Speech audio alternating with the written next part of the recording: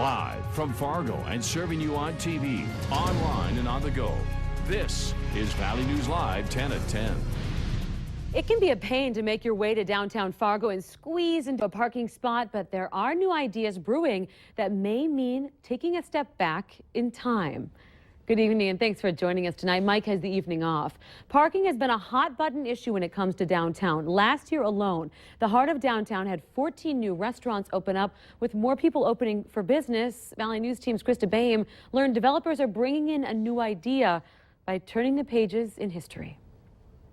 Downtown Fargo's like tiny. I mean, not much space for parking. A continuously growing problem for people who enjoy the heart of Fargo. you have a lot smaller downtown area with a lot larger area of people that are coming into it, so it is hard to find parking.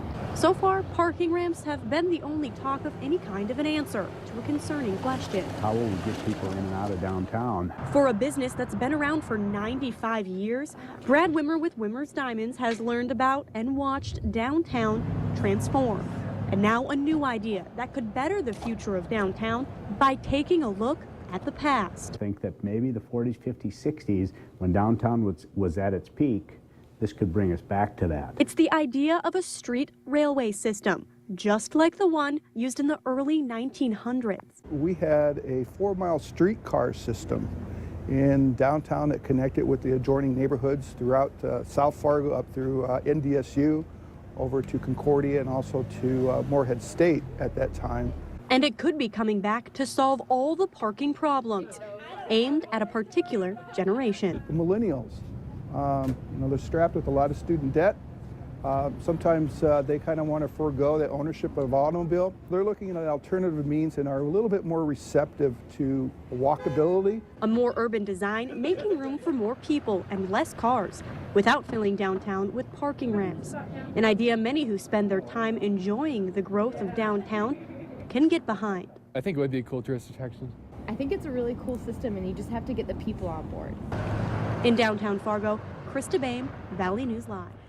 The idea of a street or rail system is all talk for now. If the city were to go ahead with the idea, it'd be more than 10 years before it would actually be up and running.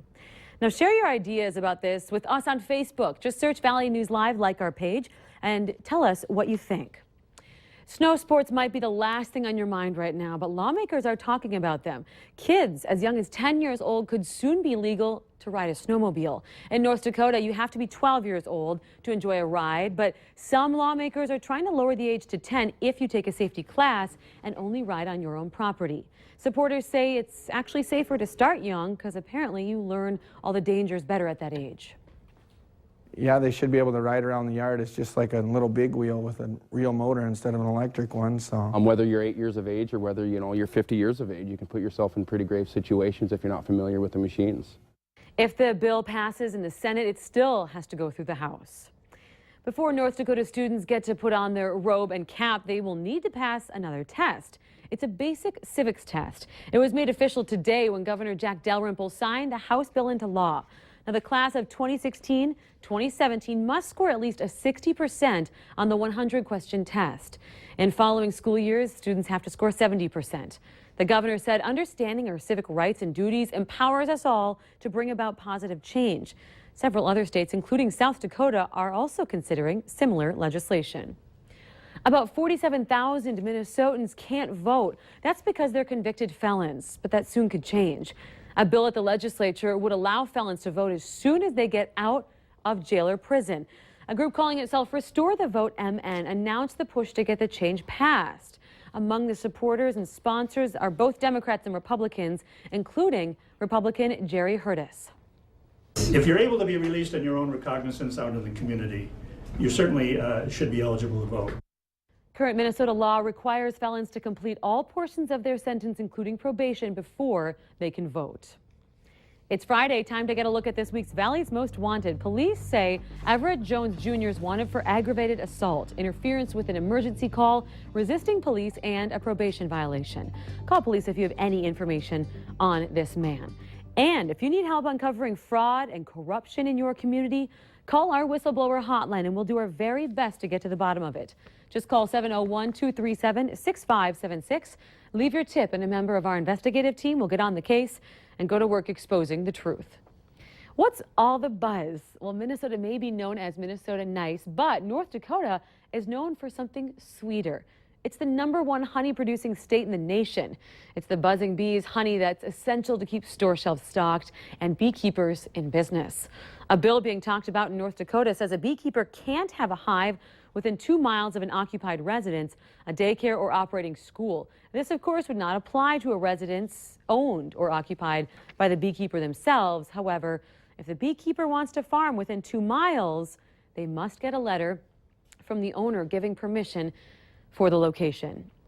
A local business has something to be very proud of, a whole decade of success. That's how long Rejuve Skin and Laser Clinic has been open, and today was a cause for celebration. I also had the great honor tonight helping them ring in the night by emceeing the event. The festivities began at 7 and will go until midnight tonight at the Hilton Garden Inn. Melissa Rogney opened the clinic, and that was back in 2005. And she lives by a no compromise culture, no bullying, no gossiping, and no negativity.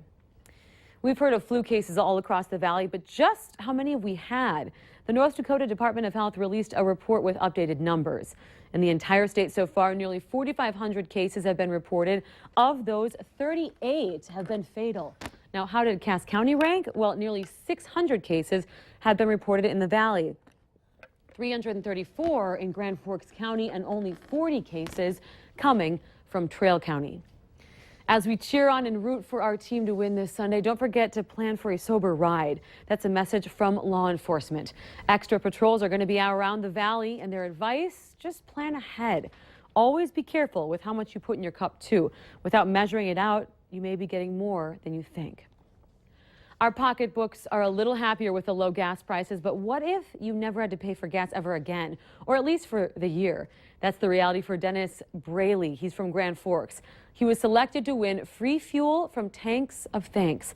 It's a program rewarding people who do good deeds in their community. He got a gift card that's valued at more than $2,000. Well, benefits going on this weekend for a very special kid. Jack Evavold, or Super Jack as many know him, has been battling health complications since October. On Saturday, a silent auction is going to be held for the Moorhead boy from 7 to 9:30. The event lasts until midnight at the Eastgate Event Center in Moorhead. But if you can't make it, there are other ways to help. Just call 701-367-4127 and lend a hand, matching $5,000 in donations raised that night to help out Jack. Valley News Live 10 at 10 continues with no wait weather. Enjoyed some pretty nice weather here the last few days, and now it's about to change. So, is it getting colder? Just a little bit. Yeah, it's definitely going to be more winter-like as we wrap up the month of January. Here is a look at what we're expecting by tomorrow. That snow potential we're looking at. Something we've seen very little of this winter, with only 7.5 inches of snow in Fargo for the season, over 20 inches behind schedule. By the evening hours, we'll have a dusting of snow, maybe up to an inch of accumulation in our westernmost counties. Then overnight, Saturday into Sunday, that snow tracks all the way from Jamestown and Valley City down through southeast North Dakota, all the way into the Twin Cities with 1 to 3 inches of snow. Fargo, Moorhead, a trace to 1/2 of an inch, maybe, the way things are looking.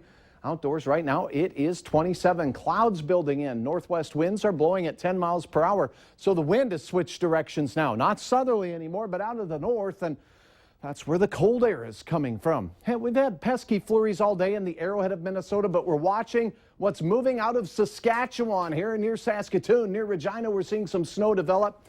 This is going to blossom and head through the Dakotas as we go through the next 24 hours, while another storm system works its way across the southern tier, bringing snow to Texas and Oklahoma. Look at the cold air pooling up to our north. Now, I don't think we'll see any of these minus 29s in our neck of the woods, but it will be a serious lack of balm around here over the next few days. Let's take a look. Hour by hour forecast. Northwest winds continue to be gusty as we go through the overnight. 20 to 30 miles per hour. Rise and shine temperatures in the single digits north, holding on to 10, maybe 15 degrees in the south. Mostly cloudy skies and flakes already flying, possibly a few in Towner County, Benson County, Ramsey County. Notice this all sags southward. Well, that's the cold. It's moving southward. Temperatures will continue to fall throughout the day. Gusty northwest winds to 30 miles per hour. Lakes country, a little bit of mixed sunshine. Temperatures between 2 below and 5 above for most, with teens in the south. They won't last long either. It's Saturday night into Sunday when the snow blossoms, specifically the 10 o'clock hour. So tune into Valley News Live this weekend with Lisa Green. She'll keep you updated with the latest. I'm not anticipating more than an inch, maybe 2 inches in our southern and eastern counties.